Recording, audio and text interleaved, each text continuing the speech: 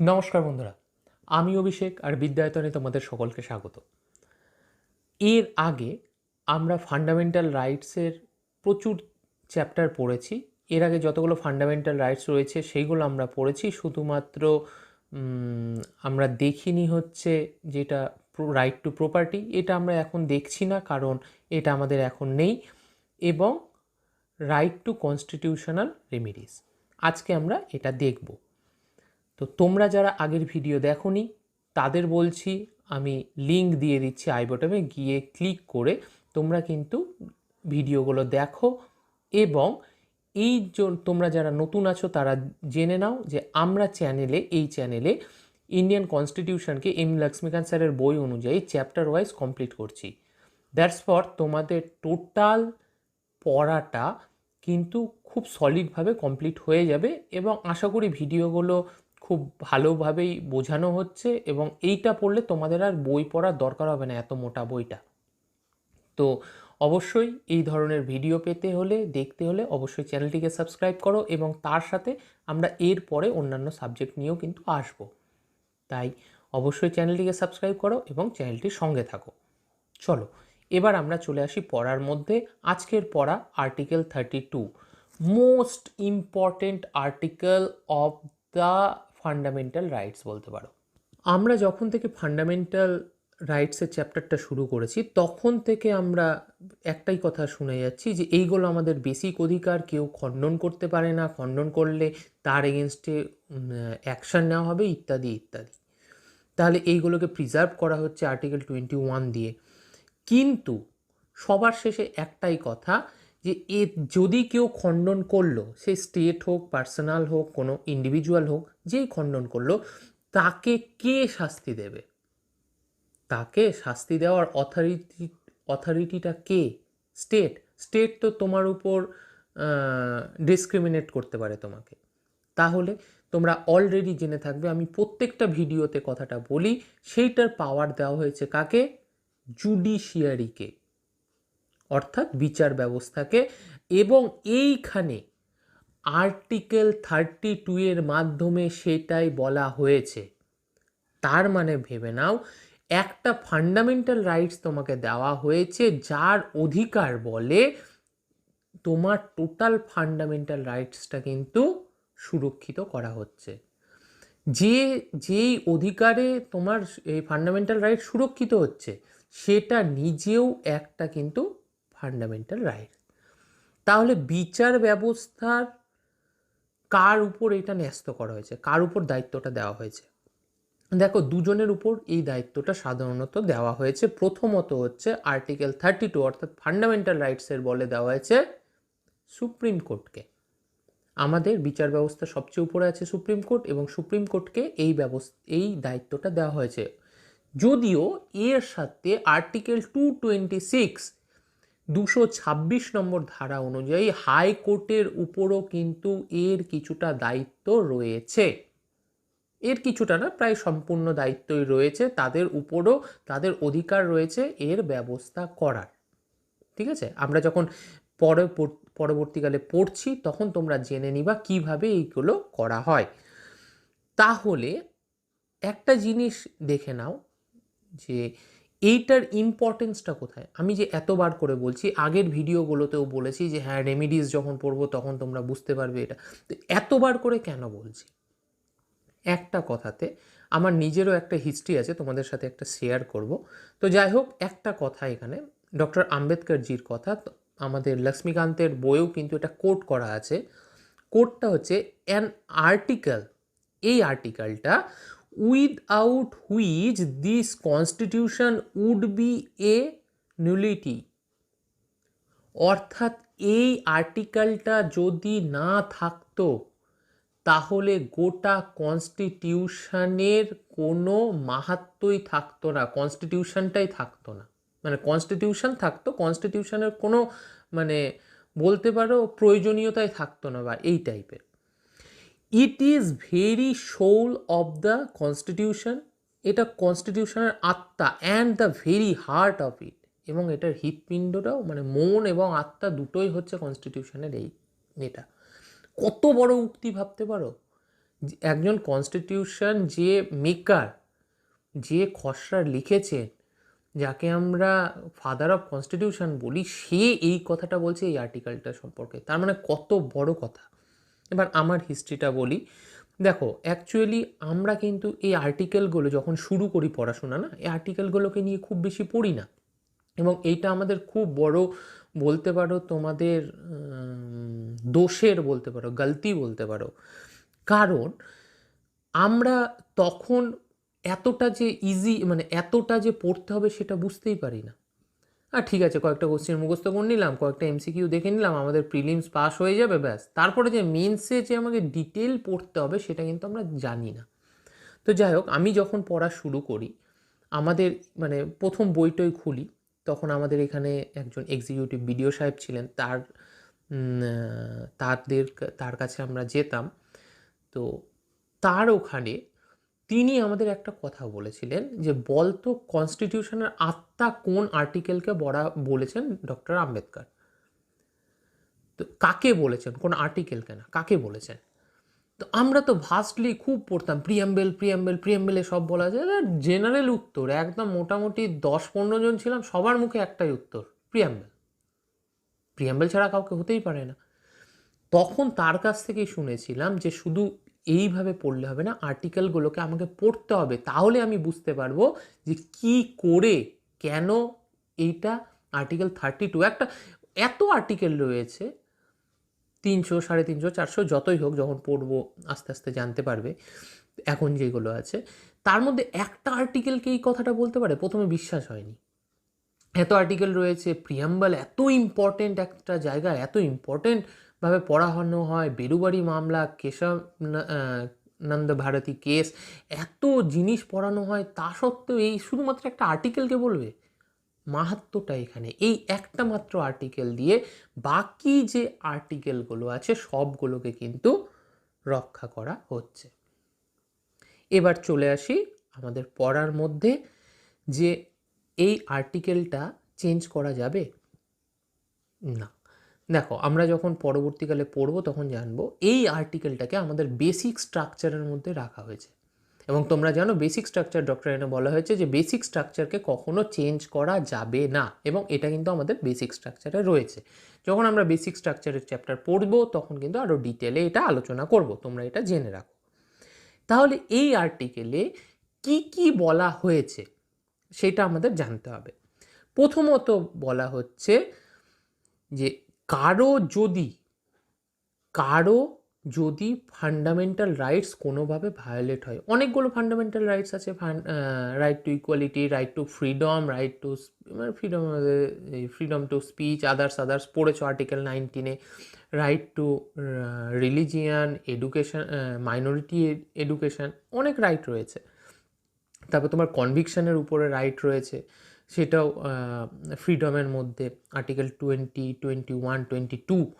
তো 21 আমি আগেও বলেছি খুব ইম্পর্টেন্ট। তো এই যে আর্টিকেলগুলো রয়েছে এইগুলোর মধ্যে যে কোনোটা যদি খণ্ডন করা হয়, তার মধ্যে যেইগুলো আলাদা মানে ব্যাপার দেওয়া আছে তোমরা পড়েছো, সেইগুলো বাদ দিয়ে যদি কেউ জেনারেলি খণ্ডন করে, কেউ তোমাকে ডিপ্রাইভ করছে, তাহলে তুমি কোথায় যাবে? সুপ্রিম কোর্টে। তুমি এইটা দায়িত্ব দেওয়া হয়েছে প্রধানত সুপ্রিম কোর্টকে, যে তুমি কিন্তু এর ব্যবস্থা নিবে। দ্বিতীয়তে যেটা বইয়ে আছে, সুপ্রিম কোর্ট কিভাবে ব্যবস্থাটা নেবে। সুপ্রিম কোর্ট ব্যবস্থা নেবে, রিট জারি করবে। রিটটা কি? রিট বলতে পারো টাইপ অফ অর্ডার। সে আদেশ জারি করবে, করে ব্যবস্থা গ্রহণ করবে। এইটা হচ্ছে এর দ্বিতীয় নাম্বার প্রভিশন।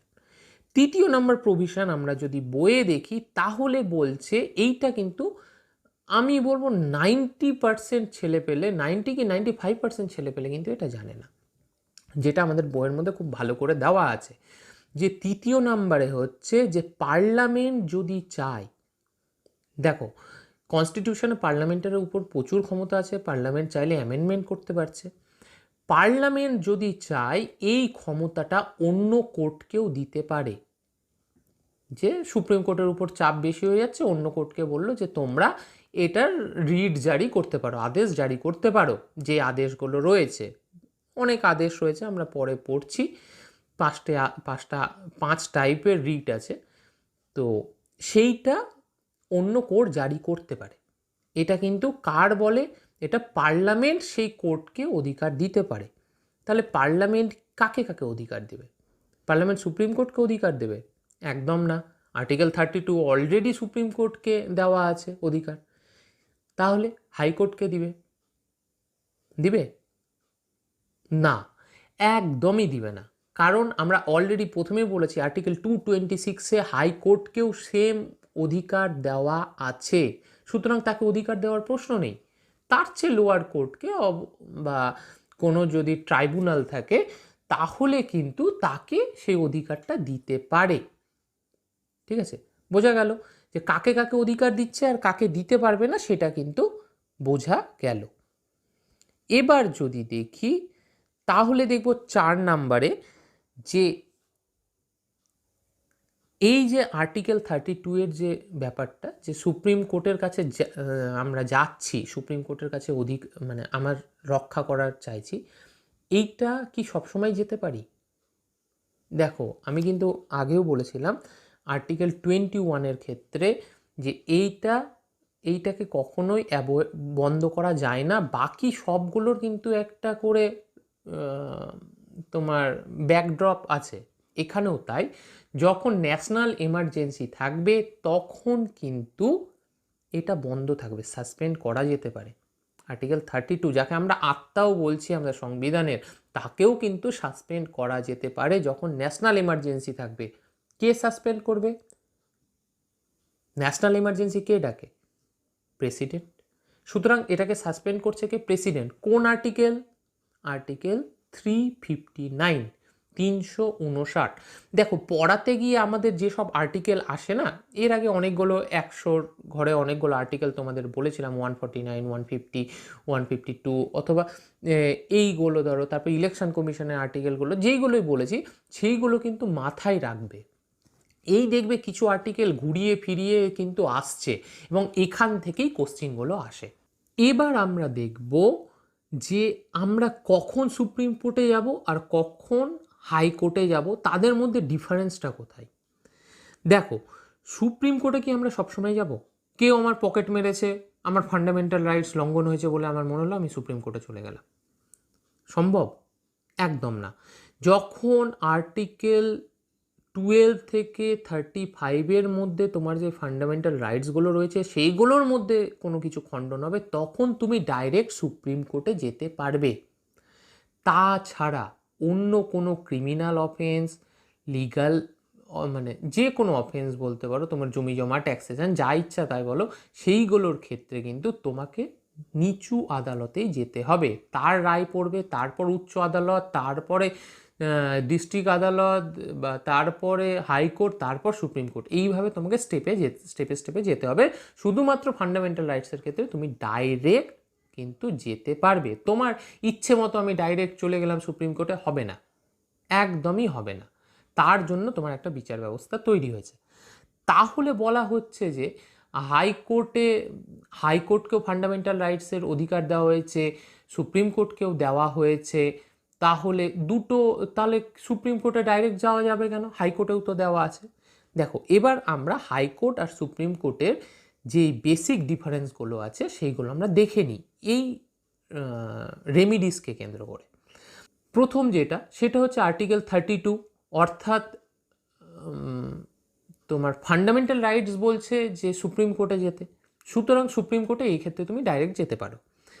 আর যদি আমি হাইকোর্টের কথা বলি তাহলে আর্টিকেল 226। এবার দেখো, সুপ্রিম কোর্টে আমি কখন যাব? সুপ্রিম কোর্টে যাব শুধুমাত্র ফান্ডামেন্টাল রাইটসের ক্ষেত্রে। ক্ষেত্রে আমি কিন্তু হাইকোর্টেও যেতে পারি। অর্থাৎ ফান্ডামেন্টাল রাইটস যদি আমাকে কেউ লঙ্ঘন করে থাকে, কোনো স্টেট, ইন্ডিভিজুয়াল, স্টেট বা গভর্নমেন্ট, স্টেট বলতে কিন্তু আমি আগেই বলেছি আর্টিকেল 12 অনুযায়ী যে ফান্ডামেন্টাল রাইটসের স্টেট, সেই স্টেটের কথা বলছি। তাহলে সেই স্টেট বা যেই করে থাকুক, সেক্ষেত্রেও কিন্তু আমি হাইকোর্টে যেতে পারি। তার সাথে সাথে আমার যেগুলো অর্ডিনারি লিগ্যাল রাইটস রয়েছে সেইগুলোর জন্য কিন্তু সেগুলো যদি লঙ্ঘন করা হয় তার জন্যও কিন্তু আমি হাইকোর্টে যেতে পারি। এবার সুপ্রিম কোর্টের ক্ষেত্রে আমি দেখব এটা কত দূর প্রযোজ্য, কোথা থেকে কত দূর। বলে না কাশ্মীর থেকে কন্যাকুমারী, ব্যাস সুপ্রিম কোর্ট সবার মাথার উপরে রয়েছে। এর যেটা ডিক্লিয়ারেশন থাকবে সেটা গোটা ভারতবর্ষের জন্য, মানে আন্ডার ইন্ডিয়ান টেরিটরি, সব জায়গায় এটা বলবৎ হবে। কিন্তু যদি হাইকোর্টের ক্ষেত্রে দেখি তাহলে আমি দেখব হাইকোর্টের যেটা জুরিডিকশন, যে এরিয়াটা, তার জন্য এইটা কিন্তু বলবৎ হবে, শুধুমাত্র তার জন্য। সেই রাজ্যের বা দুটো রাজ্যের যেখানে হোক যেই রকম আছে, তার যে জুরিডিকশন, তার স্টেট গভর্নমেন্টের বা তার আন্ডারে যে স্টেটগুলো, তার জন্য কিন্তু সেটা বলবৎ হবে। বেসিক পার্থক্য বোঝা যাচ্ছে যে সুপ্রিম কোর্টে আমি শুধু যেতে পারছি শুধু ফান্ডামেন্টাল রাইটস যদি ভায়োলেট হয়, কারণ তার অন্যগুলো হলে তো নিচের কোর্টে যেতে হবে, এবং হাইকোর্টে সেটাই, নিচের কোর্টে হাইকোর্টে যেতে হচ্ছে এবং ফান্ডামেন্টাল রাইটসের ক্ষেত্রেও যেতে হচ্ছে। এবার মানে ওখানে আমি আপিল করতে পারি। এবার সুপ্রিম কোর্টেরটা গোটা ভারতবর্ষে অ্যাপ্লিকেবল, আর হাইকোর্টেরটা নিজের যে জুরিডিকশনের এরিয়া তার মধ্যে মানে তোমার তার মধ্যে বলবৎ থাকে। এবার একটা প্রশ্ন আসে যে হাইকোর্ট কি নিজের এলাকার বাইরে অন্য কোনো জায়গাকার বিচার করতে পারে, মানে এই ফান্ডামেন্টাল রাইটসের ক্ষেত্রে? অবশ্যই বলে দিলাম যে নিজের জুরিডিকশনের মধ্যে, নিজের জুরিডিকশনের এরিয়ার মধ্যে। কিন্তু না, একটা ক্লজ আছে, সেইভাবে কিন্তু সে বাইরেরটাও করতে পারে। কীরকম? ধরো আমাদের পশ্চিমবঙ্গে হয়তো বিহারের কেউ আসলো, এখানে একটা কারো সাথে ডিসক্রিমিনেট করে চলে গেল, তাহলে অ্যাকিউজড পার্সন কোথাকার? বিহারের। সে কোথায় চলে গেছে? বিহারে। অ্যাকিউজড পার্সন কিন্তু বিহারের, কিন্তু কাজটা কোথায় হয়েছে? পশ্চিমবঙ্গে এসে, ওয়েস্ট বেঙ্গলে এসে। তাহলে আমরা পশ্চিমবঙ্গের হাইকোর্টে অর্থাৎ কলকাতা হাইকোর্টে আপিল করব, এবং তার জন্য তার এরিয়ার বাইরে, বিহার তার এরিয়াতে নয়, তো বিহারের লোকের এগেনস্টে, পার্সনের এগেনস্টে সে কিন্তু ডিসক্রিমিনেশনের কেস এখানে চলতে পারে। আরেকটা যে সুপ্রিম কোর্ট চাইলেই কোনো কেসকে রিফিউজ করে দিতে পারে না ফান্ডামেন্টাল রাইটসের ক্ষেত্রে। ওইটাকে নিয়ে কিছুক্ষণ পর্যালোচনা করতেই হবে, কিন্তু হাইকোর্ট কিন্তু করতে পারে। কেন? কারণ হাইকোর্টের যে 226টা সেটা কিন্তু ফান্ডামেন্টাল রাইটসের মধ্যে না, কিন্তু সুপ্রিম কোর্টের যেটা সেটা কিন্তু ফান্ডামেন্টাল রাইটসের ক্ষেত্রে। আরেকটা ছোট করে ডেটা মনে রাখো, 1950 সালের আগে যখন, বা প্রথম দিকে যখন এই সিস্টেমটা আসলো, হাইকোর্টের ঘাড়ে দায়িত্বও দেওয়া হলো 226-এর ক্ষেত্রে, তখন কিন্তু কেবলমাত্র 3টে হাইকোর্টের ঘাড়েই দায়িত্ব দেওয়া হয়েছিল। কি কি? কলকাতা, বোম্বে, মাদ্রাস। ইংরেজরা যখন ছিল, ব্রিটিশার্সরা যখন ছিল, তখন 3টা বড় প্রভিন্স ছিল, তাদের যে হাইকোর্টগুলো তাদের অধিকার দেওয়া হয়েছিল। পরবর্তীকালে অন্যান্য হাইকোর্টকে কিন্তু অধিকার দেওয়া হলো। এতক্ষণ আমরা হিস্ট্রি, জিওগ্রাফি সব পড়ে নিলাম, যে কি হবে, কে দিবে, কিভাবে দিবে, সেটা কে দিল সেটা জানলাম, কি করলে দিবে, কি করলে দিবে না। এবার কিভাবে দিবে, কোন অর্ডার সে করতে পারে, সেইটা আমরা এবার জানবো। অর্থাৎ বিভিন্ন রিটসগুলো যেগুলো আছে সেটা এবার আমরা পড়ব। তো দেখে নিই আমরা কি রিটস আছে। দেখো, আমি আগেই বললাম 5টা রিটস দেওয়া আছে। কি? হিবিয়াস কর্পাস, ম্যান্ডামাস, প্রোহিবিশন, সারসুরারি, আর একটা হচ্ছে কোঅরিয়েন্টো। দেখো, এক কথায় প্রথম যেটা হিবিয়াস কর্পাস হচ্ছে এমন একটা রিট যার দ্বারা বলতে পারো ম্যাক্সিমামগুলো, সবগুলোই কভার হয়ে যায়। সবগুলো যত তোমার ফান্ডামেন্টাল রাইটস লঙ্ঘনের কেস হচ্ছে সেটা কিন্তু হিবিয়াস কর্পাসে মানে কভার হয়ে যায়। এই জায়গাটায় সবসময় মনে রাখবে যে এই রিটসগুলো থেকে না অনেক সময় অনেকভাবে কোশ্চিন চলে আসে, এইখান থেকেই ম্যাক্সিমাম কোশ্চিনগুলো আসে, এমসিকিউ। বাকিগুলো তো তোমার অধিকার সম্পর্কে জানলে। এবার পরীক্ষা প্রসপেক্টিসে এই 5টা কিন্তু খুব ইম্পর্টেন্ট। কিভাবে আসে? ডাইরেক্ট নাম জানতে চাই যে এইটার অ্যাকচুয়াল মিনিংটা কি, কারণ এই নামগুলো বুঝতে পারছো একটাও কিন্তু ব্রিটিশ না, সম্ভবত সবগুলোই ল্যাটিন ওয়ার্ড। তাহলে এইগুলো ডাইরেক্ট মিনিং জানতে চাই। কোন ক্ষেত্রে কার উপর বিচার হবে সেইটা জানতে চাই। এবং কোন কোন ব্যবস্থা কি তার স্ট্রাকচারটা কীরকম সেটা জানতে চাই। এখান থেকে কিন্তু অনেক রকমভাবে কোশ্চিন আসে, তাই এই 5টা ভালো করে মাথায় কিন্তু ঢুকিয়ে নাও। প্রথমটা হচ্ছে হিবিয়াস কর্পাস। হিবিয়াস কর্পাস মানে to have a body of, to have a body of. এবার আমরা দেখে নিই যে আগেই বললাম যে এটা ম্যাক্সিমাম ক্ষেত্রে এইটা ইউজ হয়, এটা কার কার এগেনস্টে ইউজ হচ্ছে? এইটা ইউজ হচ্ছে গভর্নমেন্ট অর নন গভর্নমেন্ট অথবা সিঙ্গেল পার্সোনাল, যতজন আছে সবার এগেনস্টে কিন্তু এটা ব্যবহার হতে পারে। অর্থাৎ সবার এগেনস্টে বলতে আর্টিকেল 12 অনুযায়ী যে স্টেট, সেই স্টেট আর যে কোনো পার্সোনাল ব্যক্তি তার ক্ষেত্রেও কিন্তু এইটা ব্যবহার হতে পারে। এটা কেন ব্যবহার হয়? যখন তোমাকে ডিসক্রিমিনেট করা হচ্ছে কোনো ক্ষেত্রে, তখন কিন্তু এটা ব্যবহার হয়।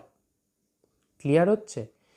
তাহলে আমি কি বললাম, যতগুলো ফান্ডামেন্টাল রাইটস হয়েছে সেইগুলোতে যখন ডিসক্রিমিনেট করা হচ্ছে তোমাকে, তোমার অধিকার কাড়া হচ্ছে বা যেই কোনো কিছু, সে তখন কিন্তু হেভিয়াস কর্পাসে, ওই যে আমি আগে বলেছিলাম যে মেনকা গান্ধী কেস, আর্টিকেল 21-এর তার খণ্ডন করা হচ্ছে, ওই জন্য তিনি কেস করলেন।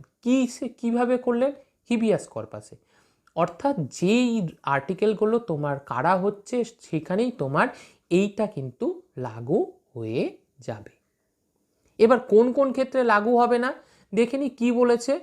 যখন তোমার ক্ষেত্রে যে ডিটেনশনটা হয়েছে হয়তো লয়ের ফলে, সেটা কি লফুল কিনা সেটা যদি ঠিক থাকে তাহলে কিন্তু তুমি এখান থেকে কোনো সুবিধা পাবে না। এরপর যদি দেখি,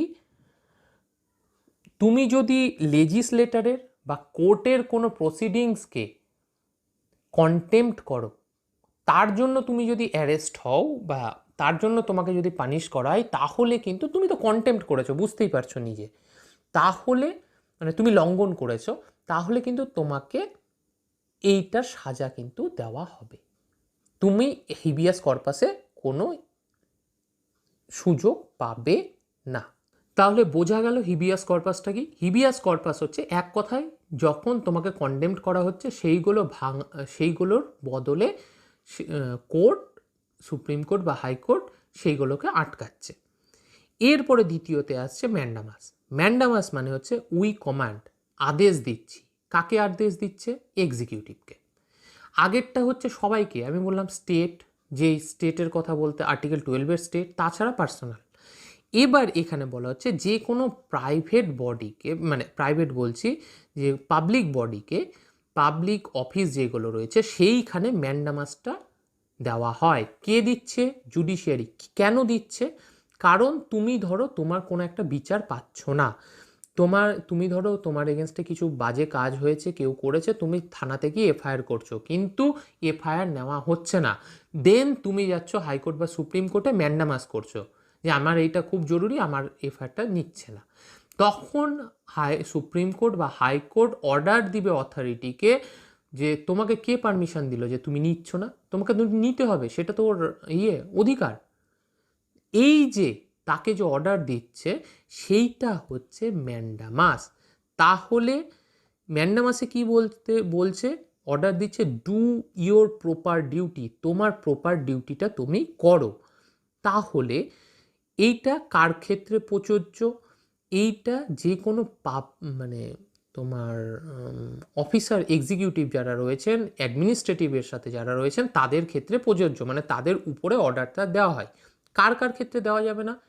যে কোনো পার্সোনাল লোকের ক্ষেত্রে দেওয়া যাবে না, যারা পার্সোনাল ব্যক্তি, ইন্ডিভিজুয়াল ব্যক্তি, তারা এর মধ্যে পড়ছে না। প্রাইভেট লোক এর মধ্যে পড়ছে না। প্রেসিডেন্ট, গভর্নর, এরা কিন্তু এর মধ্যে পড়ছে না। এছাড়াও যে চিফ জাস্টিস হন, তারাও কিন্তু এর মধ্যে পড়েন না, কারণ তারা নিজেরা তো জুডিডিকশনের মধ্যে, তার নিজের একটা অঙ্গ আছে, সে তো নিজে চিন্তা ভাবনা করে এটাকে একসেপ্ট করছে আর করছে না, তাই তো জাস্টিসরা। তাহলে এদের কিন্তু ম্যান্ডামাস করা যায় না। বাকি যেসব এক্সিকিউটিভ রয়েছেন, যারা আমাদের প্রশাসনিক কাজকর্ম দেখছে, সবাইকে তারা যদি কোনো ভুল কাজ করে থাকেন, কোনো কিছু কাজ না করে থাকেন, তাহলে তাদের উপর কিন্তু কোর্ট ম্যান্ডামাস করতে পারে। এরপর হচ্ছে প্রোহিবিশন, টু প্রিভেন্ট, আটকাতে। প্রোহিবিশন মানে টু প্রিভেন্ট, আটকানো। কাকে আটকাবে?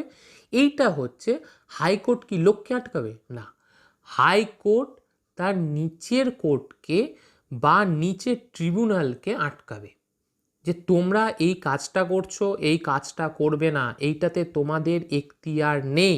ধরো কেউ একটা ফান্ডামেন্টাল রাইটস নিয়ে তার রিট জারি করছে, সাপোজ ধরো কোনো ডিস্ট্রিক্ট কোর্ট রিট জারি করছে এবং সেটা পার্লামেন্ট অথরিটি দেয়নি তাদের, সেক্ষেত্রে সুপ্রিম কোর্ট আর হাইকোর্ট তাকে প্রোহিবিট করবে, তাকে প্রিভেন্ট করবে যে না, তোমার এইটা কাজ নয়, তুমি এই কাজটা করবে না। এবার একটা বেসিক গিয়ে যে ট্রিবিউনাল কি আর কোর্টটা কি। ট্রিবিউনাল মানে হচ্ছে কোনো একটা মানে পার্টিকুলার কাজের জন্য গঠিত কোনো একটা জুরিডিকশন বলতে পারো। যেরকম ধরো জুরিডিকশনে অনেক কিছু হয়, সিভিলের জন্য হয়, জুরিডিকশনের কাজ হয় হয়তো তোমার লোক আদালত, আমরা নাম খুব পরিচিত, ব্যাংকের বিভিন্ন কাজ নিয়ে, সেটার একটা ট্রিবিউনাল। সেটা সরকারি কর্মচারীদের জন্য স্যাট আছে, সেটা একটা ট্রিবিউনাল। তাহলে এই যে ট্রিবিউনালগুলো দেখা গেল এই যেরকম চাকরির বেতন সংক্রান্ত যে স্যাট রয়েছে, সে বলছে যে আমি এখন খুনের মামলার ব্যাপারে রায় দিব, সে কি দিতে পারবে? পারবে না। তাকে প্রোহিবিট করবে কে? হাইকোর্ট বা সুপ্রিম কোর্ট। এইটাই হচ্ছে প্রোহিবিশন। তাহলে প্রথমটা আমি বললাম যে সবার ক্ষেত্রে, দ্বিতীয়টা বললাম শুধুমাত্র বারণ করছে যে মানে বা কাজ করতে বলছে, তৃতীয়তে বলছে কি বারণ করছে কাকে? জুডিশিয়ারিকে। এইটা কিন্তু শুধুমাত্র জুডিশিয়ারিকেই বারণ করতে পারবে প্রোহিবিশনে, এখানে কিন্তু লেজিসলেটিভ বা এক্সিকিউটিভদের বারণ করবে না। চতুর্থত চলে আসবো সারসুরারি। সারসুরারিতে কি বলা হচ্ছে? To be certified. এবার তোমার অর্ডার তুমি দিয়ে দিয়েছ, কোর্ট এবার অর্ডার দিয়ে দিয়েছে, এবার হাইকোর্ট বা সুপ্রিম কোর্ট করবে কি? তার যে অর্ডারটা সেটাকে চেঞ্জ করতে বলবে, ডাইরেক্ট খারিজ করে দেবে, চলো ভাগো, তোমার এখতিয়ার নাই, তোমার জুরিডিকশনের মধ্যে পড়ে না, তুমি রায় দিয়ে দিচ্ছ, কত বড় বুকের পাটা, চলো ভাগো এখান থেকে। বোঝা গেল? এইটা হচ্ছে সারসুরারি। এবার দুটোর মধ্যে পার্থক্য কি? প্রোহিবিশন আর সারসুরারির মধ্যে দুটোর মধ্যে পার্থক্য যে প্রোহিবিশন কাজ চলাকালীন যদি সুপ্রিম কোর্ট ইন্টারফেয়ার করে সেটাও হবে প্রোহিবিশনের মধ্যে, আর যদি কাজ হওয়ার পরে অর্ডার বেরানোর পরে যায় সেটা হবে এটা সারসুরারি। এবং তাছাড়া যদি কেউ অন্য কোনো অথরিটি সার্টিফাইড করে, অর্থাৎ ধরো কোনো অ্যাডমিনিস্ট্রেটিভ বডি বা সামথিং আদার্স কেউ পার্সোনাল যে তাকে সার্টিফাইড করছে কোনো, যেটা তার অধিকার নেই। ধরো আমি একজন ইন্ডিভিজুয়াল পার্সন, আমি একটা জায়গায় সই করে তোমাকে দিয়ে দিলাম যে তুমি WBCS পেয়ে গেছো, এক্সিকিউটিভ হয়ে বিডিও হিসেবে জয়েন করো, পারবো আমি? একদমই পারবো না। এইখানে আমাকে সারসুরারি করা হবে যে চলো এবার তোমার এগেনস্টে আমি যাব। এটা পার্সোনালের ক্ষেত্রেও কিন্তু হ্যাঁ, পার্সোনালের ক্ষেত্রেও কিন্তু হতে পারে, কিন্তু লেজিসলেটিভের ক্ষেত্রে কিন্তু এটা হবে না। তাহলে প্রোহিবিশন আর সারসুরারির মধ্যে ডিফারেন্স কিন্তু ক্লিয়ার করা হয়ে গেল। এবার লাস্টে আমরা যেটা দেখব সেটা হচ্ছে কোঅরেন্টো। ঠিক আছে, লাস্টে দেখব হচ্ছে কোঅরেন্টো, এবং ভালো করে বুঝতে পারছো সবগুলো এটা কতটা ইম্পর্টেন্ট, ভালো করে কিন্তু ক্লিয়ার করে জিনিসটা পড়বে। কোঅরেন্টো খুব মানে কঠিন কিছু না। কোঅরেন্টো মানে বাই হোয়াট অথরিটি, এইটা হচ্ছে একটু অন্য টাইপের। কোঅরেন্টোর মাধ্যমে বলা হচ্ছে তুমি যে পদটাতে বসে আছো সেটার যোগ্য তুমি কিনা। বুঝতেই পারছো যে প্রেসিডেন্টকে আমরা এইগুলোর মধ্যে আনতে পারবো না, কিন্তু বা লেজিসলেটিভ বডিকে আনতে পারবো না, তারা তো ভোটে জিতে এসছে, কিন্তু যারা আধিকারিক রয়েছে, এক্সিকিউটিভ রয়েছে, তাদের কিন্তু আমরা এর মধ্যে আনতে পারবো। বুঝতে পারলে? তাদের আমি প্রশ্ন করতে পারবো যে তুমি এর মধ্যে আসছো কি, মানে তুমি কোন যোগ্যতা বলে এইখানে বসে আছো, তোমার যোগ্যতাটা কি আমাকে দেখাও। এবার দেখে নিব লাস্ট যে প্রশ্নটা আসে যে কোনটা কার মানে জুডিশিয়ারি কার ক্ষেত্রে কি কি করছে। প্রথম হচ্ছে হিবিয়াস কর্পাস সবার ক্ষেত্রে করবে, ম্যান্ডামাস শুধুমাত্র এক্সিকিউটিভের ক্ষেত্রে, প্রোহিবিশন শুধুমাত্র জুডিশিয়ারির ক্ষেত্রে, সারসুয়ারি অ্যাডমিনিস্ট্রেটিভ জুডিশিয়ারি দুটো ক্ষেত্রে, আর কোঅরিয়েন্টো যে কোনো পার্সোনাল এক্সিকিউটিভের এগেনস্টে। এবার যে কেউ কিন্তু যে কোনো কিছুতে যেতে পারে না। প্রথম যে চারটে রয়েছে, প্রথম চারটে অর্থাৎ হিবিয়াস কর্পাস, ম্যান্ডামাস, প্রোহিবিশন, সারসুরারি, এই চারটেতে যারা ভিকটিম সেই কিন্তু আপিল করতে পারে যে আমি ভিকটিম, আমাকে এর বিচার দেওয়া হোক। কিন্তু লাস্টেরটা কোঅরিয়েন্টোতে আমরা দেখতে পাবো যে যে কোনো ব্যক্তি তার ইন্টারেস্ট থাকলে সে কিন্তু সুপ্রিম কোর্টে গিয়ে এইটা জানতে পারে। কীরকম আরটিআই যেরকম আমরা করি সেরকমভাবে, যে অমুকের কি অধিকার রয়েছে, কি হয়েছে, তারপর একটা জুডিশিয়ারি রিভিউ হয়েছে, তারপর তারা সেই লোকটার কাছে জানতে পারবে। অনেক বড় চ্যাপ্টার, অনেক কঠিন পড়াশোনা, অবশ্যই কিন্তু মন দিয়ে পড়াশোনাটা করবে এবং যেইভাবে বললাম তোমরা যদি পারো তাহলে অবশ্যই নোট ডাউন করবে। কমেন্ট করে জানাও কেমন লাগছে ভিডিওগুলো, তোমাদের কোনো হেল্প হচ্ছে কি না এতে, এবং এর রকম ভিডিও যদি পেতে চাও তোমরা তাহলে অবশ্যই অবশ্যই সাবস্ক্রাইব করবে, লাইক কমেন্ট শেয়ার অবশ্যই কিন্তু করবে, কারণ তোমাদের এই লাইক শেয়ার কমেন্টে আমার কিছুটা ভালো লাগে, আমার মনে হয় যে যেন কোনো একটা পজিটিভ কাজ আমরা করছি। তাহলে আজকে এখানেই সমাপ্ত করছি, দেখা হচ্ছে পরের ভিডিওতে। নমস্কার।